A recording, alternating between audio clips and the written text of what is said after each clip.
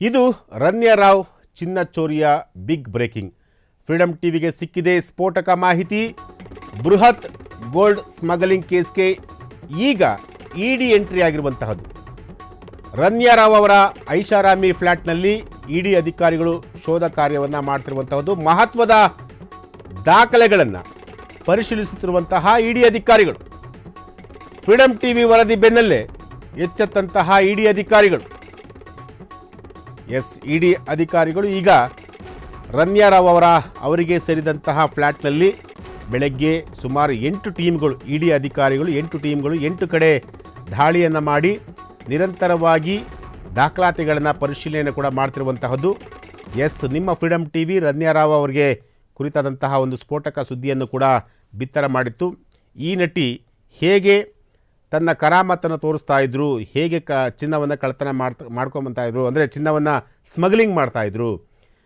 ಆ ಎಲ್ಲ ವಿಚಾರಗಳ ಬಗ್ಗೆ ನಾವು ಸವಿಸ್ತಾರವಾಗಿ ಸುದ್ದಿಯನ್ನು ಕೂಡ ಬಿತ್ತರ ಮಾಡಿದ್ದು.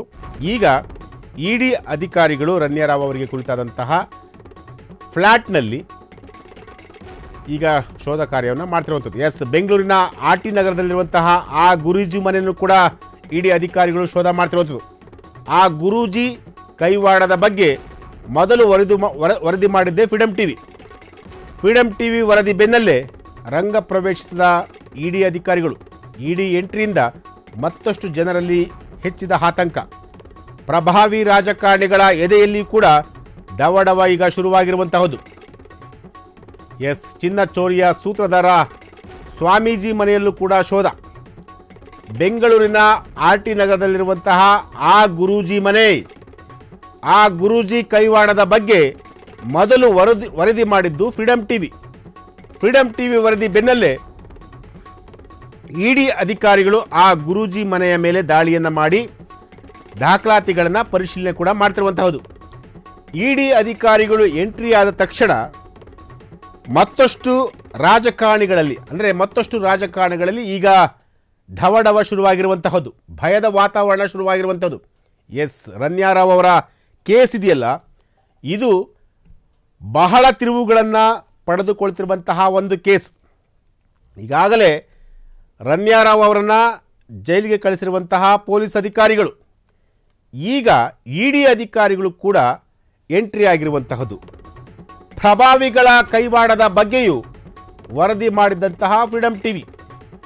ಗುರೂಜಿ ಮನೆಯ ಇಂಚಿಂಚು ಜಾಲಾಡುತ್ತಿರುವಂತಹ ಅಧಿಕಾರಿಗಳು, ಮಹತ್ವದ ದಾಖಲೆಗಳನ್ನು ಪರಿಶೀಲಿಸುತ್ತಿರುವಂತಹ ಅಧಿಕಾರಿಗಳು. ಲ್ಯಾವೆಲ್ ರಸ್ತೆಯ ರನ್ಯಾರ ಐಷಾರಾಮಿ ಫ್ಲ್ಯಾಟ್ನಲ್ಲೂ ಕೂಡ ಈಗ ಶೋಧ ಕಾರ್ಯ ನಡೀತಿರುವಂತಹದ್ದು.